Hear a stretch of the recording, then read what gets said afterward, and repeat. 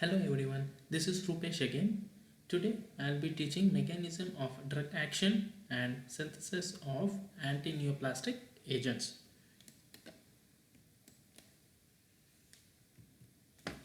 Anti-neoplastic agents. A neoplasm or tumor is an abnormal mass of tissue, the growth of which exceeds and doesn't coordinate with that of the normal tissue and continues in the same manner even after end of the stimuli which have initiated it. That is, a neoplasm is a tumor. Cancer cells are formed due to uncontrolled division of a normal cells during replication. Therefore, tumor cells exceeds growth compared to the normal cells. To be simple, neoplasm is a new and abnormal growth of tissue in a part of the body, especially as a characteristic of a cancer cells. Tumors may be broadly classified into two varieties, that is benign tumors and malignant tumors. And malignant tumor grows rapidly and continuously, and even when it has impoverished its host and source of nutrition, it still retains the potentiality for further proliferation. Besides, malignant tumors invade and destroy other tissues and possesses no effective capsule. It readily ulcerate and tend sooner or later to disseminate and form metastasis. The causation of neoplasms are many. That is, the reasons for neoplasms are many. One such reason is it may be a genetic factor, that is, retinoblastoma is determined by a Mendelian dominant factor. Retinoblastoma is generally referred as it is an eye cancer that begins in the back of the eye, that is retina, which is most commonly in the children's. And so are the multiple benign tumors. The chemical carcinogens, for example, arsenic, soot, coal tar, petroleum lubricating oil, the polycyclic hydrocarbon carcinogens such as 1256 dibenzanthracene and 3,4 benzpyrene. These are all cancer causing agents. Since 3 decades have witnessed a remarkable revolution in the field of tumor chemotherapy. A spectacular wealth of basic knowledge with regard to the molecular as well as cellular biology, better understanding of mechanisms of cellular division, tumor immunology, fundamental factors involved in both viral as well as chemical carcinogenesis, and above all, the improved investigative techniques have ultimately led to the introduction of a substantial number of newer anti-neoplastic agents. These are drugs which act by interfering with mechanism involved in tumor cell division. Cancer chemotherapy. There has been a tremendous growth in different aspects of cancer research, cancer chemotherapy with regard to a better understanding of the intricacies of the tumor biology that has ultimately led to not only the legitimate evolution but also the explicit elucidation of the probable mechanisms of action for the anti-neoplastic agents. Role of alkylating agents. Alkylating agents are chemically the compounds that combine the nucleophilic centers. That is, it to be simple, these are the compounds which alkylate the substance with which they react. That is by joining through a covalent bond. This is a very strong polar bond. Any anti-neoplastic agent whose activity is explained by such a mechanism is called an alkylating agent. There are four alkylating agents such as mustards, methane sulfonates, ethylenamines, and nitrosoureas. Coming to antimetabolites are compounds which essentially stops or inhibits the biosynthesis of normal cellular metabolites. They generally possess close structural resemblance to the metabolite which is ultimately antagonized. Thus, they have a tendency to combine with the active site as if they are the actual substrate. In general, there are many classes of antimetabolites usually employed in the treatment of cancer. They are antifolic acid compounds, analogous of purines, analogous of pyrimidines, and amino acid antagonist. Coming to mitotic inhibitors. Mitotic inhibitors are a drug that inhibits mitosis or cell division. These drugs disrupt microtubules, which are structures that pull the chromosomes apart when a cell divides. These are used in cancer treatment because cancer cells are able to grow and eventually spread through the body through continuous mitotic division. Thus, cancer cells are more sensitive to inhibition of mitosis than normal cells. They are also used in cytogenetics, that is, it is a study of chromosomes where they stop cell division at a stage where chromosomes can be easily examined. Mitotic inhibitors are derived from a natural substances such as plant alkaloids, which and prevent cells from undergoing mitosis by disrupting microtubule polymerization, thus preventing cancerous growth. Examples of mitotic inhibitors which are employed in the treatment of cancer include paclitaxel, docetaxel, vinblastine, vincristine, and vinorelbine. Colchicine and grisofulven are mitotic inhibitors used in the treatment of gout and toenail fungus respectively. Coming to the first antineoplastic agent, that is meclorethamine. The trade names are mustin and mustargin. It is an important nitrogen mustards used as antineoplastic agent. This is the structure of the meclorethamine. Coming to the synthesis, this diol on chlorination using thionyl chloride give rise to the desired meclorethamine with the elimination of sulfurous acid. There is a sulfurous acid. It is effective in Hodgkin's disease. General practice is to administer meclorethamine with other antineoplastic agents such as vincristine and prednisone, etc. It is the drug of choice for the treatment of mycosis, fungoids, and lymphomas. This Hodgkin's disease is also referred as Hodgkin's lymphoma, is a cancer of a lymphatic system. Coming to the mechanism or mode of action, it has been observed that in DNA, the alkylate guanine moieties. If one arm alkylates one guanine group and the second arm another guanine on the opposing stand of prevailing double-stranded DNA, the DNA turns into irreversibly cross-linked. It ultimately gives rise to inhibition of mitosis besides causing chromosomal breakage.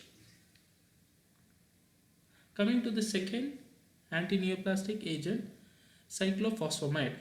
The trade name is also known as cytoxan.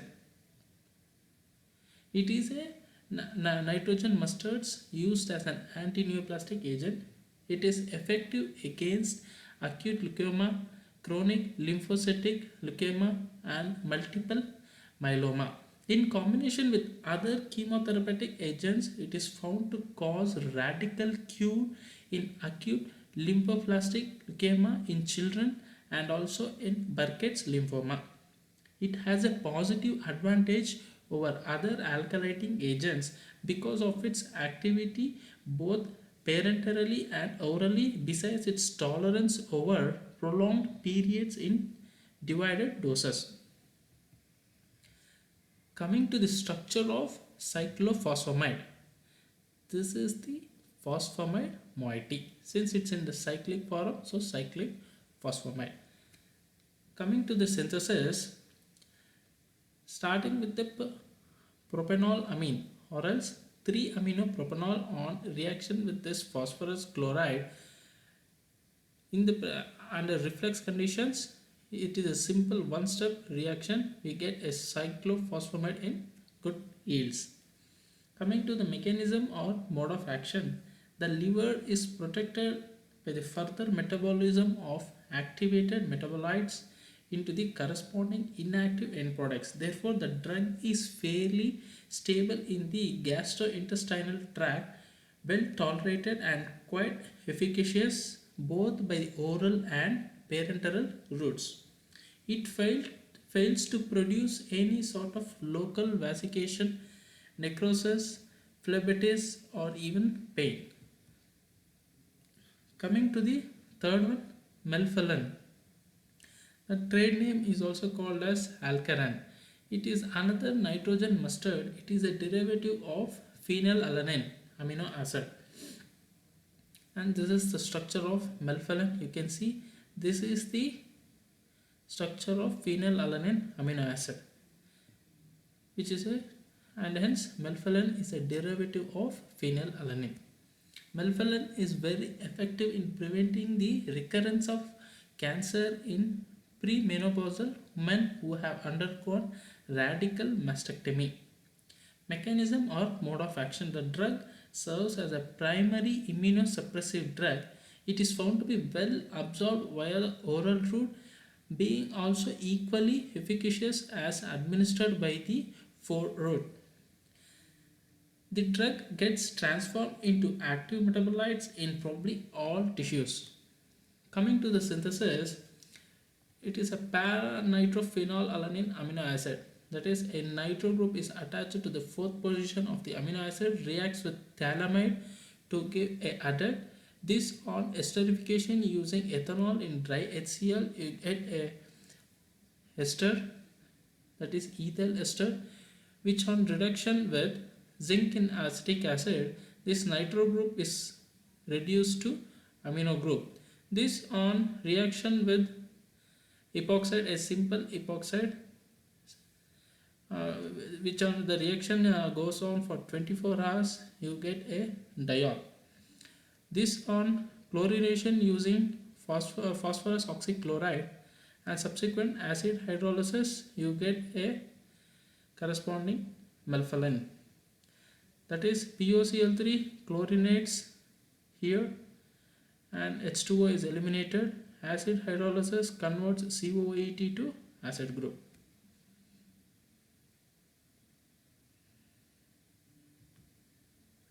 Coming to the uracil mustards. Other names, that is trade names, uramustine. Chemically, it is a derivative of nitrogen mustards and uracil. It is an example of nucleotide-mimetics.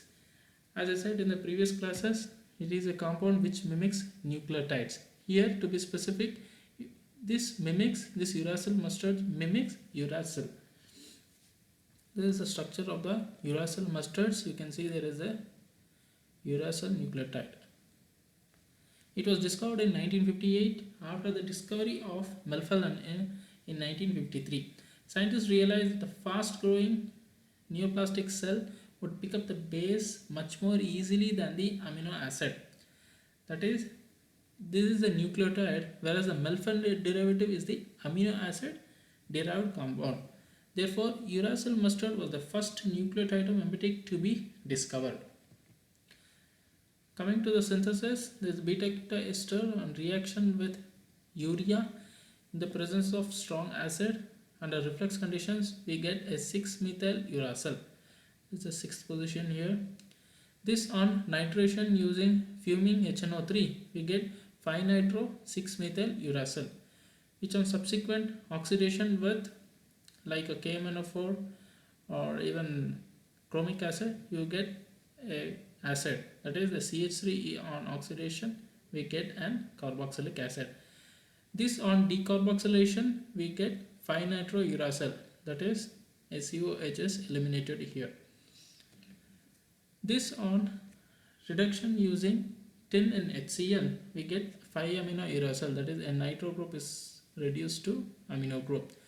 This on reaction with a simple epoxide we get an diol. This on chlorination using thionyl fluoride we get a final compound, that is uracil mustards. In general, all the nitrogen mustards are alkylating agents. They undergo in vivo cyclization to form corresponding ammonium ion. And this is the general structure of nitrogen mustard, and you can see in all the antineoplastic agents this is the general structure, and only the R group will be changing. Whereas this converts in vivo to ammonium ion, this is the ammonium salt. In DNA strands, two guanine units may be on opposite strands. The two guanines will now be intercalated by the ammonium ion. That is, this ammonium ion sandwiched between a two DNA strands. That is, it will be incalated. That is, inserted between the two opposite strands.